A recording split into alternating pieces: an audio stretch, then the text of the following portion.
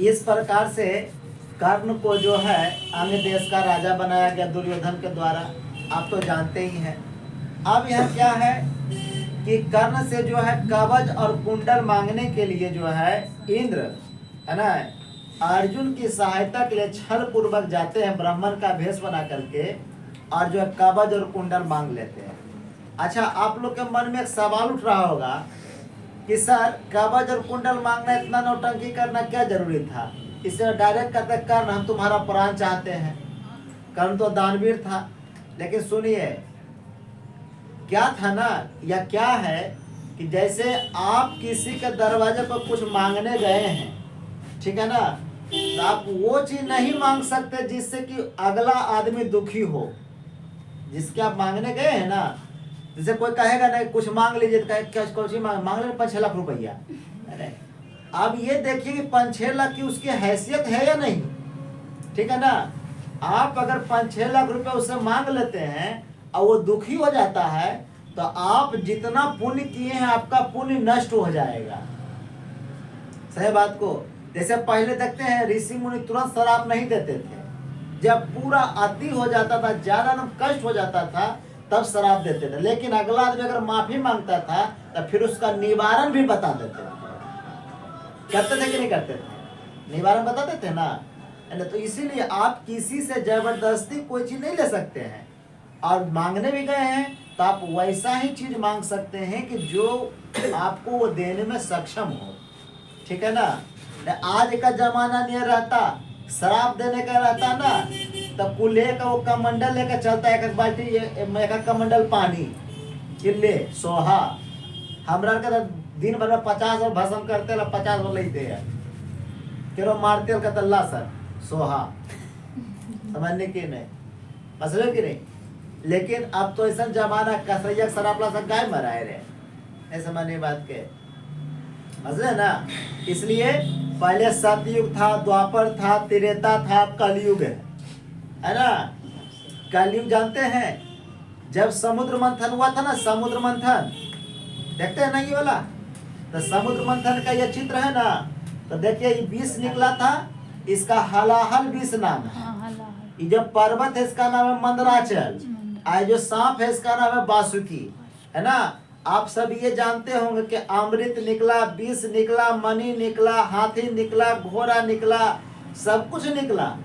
लेकिन ये नहीं जानते हो कि समुद्र मंथन से ही वेश्या भी निकली थी। सही बात को, जब वेश्या निकली थी ना, तो नारद जी जो सबको सब जगह भेज रहे थे, तब वेश्या बोली कि हमें भी स्थान चाहिए। तो उस समय तो सतयुग था, तो जानते हैं नारद जी बोले कि अभी आपकी जरूरत नहीं है, आपकी जरूरत कलयुग में पड़ेगी, ठीक है ना।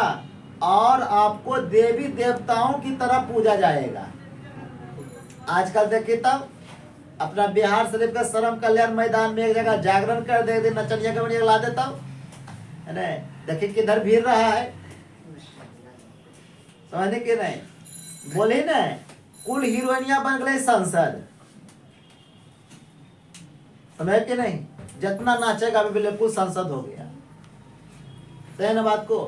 अब सोच लीजिए कि उस समय जो था है ना, उन्होंने कहा था कि कलयुग में आपकी आवश्यकता पड़ेगी। आज देखिए कलयुग में वास्तविकता जो है उसको पूजा जाता है, जाता कि नहीं जाता है ना।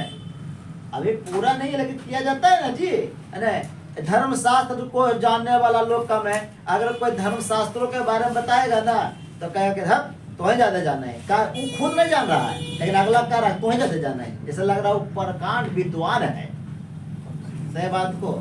तो उसी प्रकार से यहाँ जब कर्ण दानवीरता में क्या होता है कि ब्राह्मण के रूप में इंद्र जो है ना, वह प्रवेश करता है, कर्ण के दरवाजे पर जाता है और कहता है ओ कर्ण, मैंने तुम्हारा बहुत नाम सुना है और मैं तुमसे बहुत बड़ी भिक्षा चाहता हूँ, मैं तुमसे बहुत बड़ी भिक्षा चाहता हूँ। कर्ण कहता है कि आपने सही सुना है ना, मेरे दरवाजे पर से कोई खाली हाथ जाता नहीं है, इसलिए है ना आपको जो भी चाहिए वो मेरा जितना सामर्थ्य होगा वो मैं पूरा करूँगा, है ना।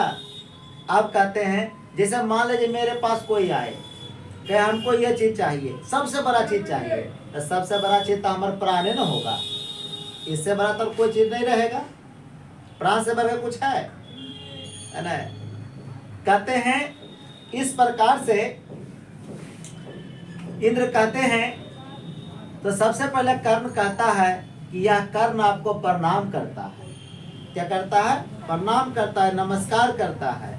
इंद्र मन में सोचते हैं कि हम इसे आशीर्वाद क्या दें। अगर हम इसे दीर्घ आयु होने का आशीर्वाद देते हैं, इसका उम्र लंबा हो जाएगा। सही बात को अगर कुछ नहीं बोलते हैं कि हमको बेवकूफ समझेगा। अरे भाई, कोई व्यक्ति आपको प्रणाम किया तो आप उसे आशीर्वाद दीजिएगा ना जी।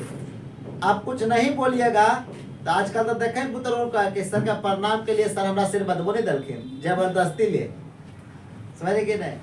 तो इसलिए कोई किसी को प्रणाम करे तो आदर दिया है ना, तो आप भी उसे शुभ आशीष दीजिए, है ना।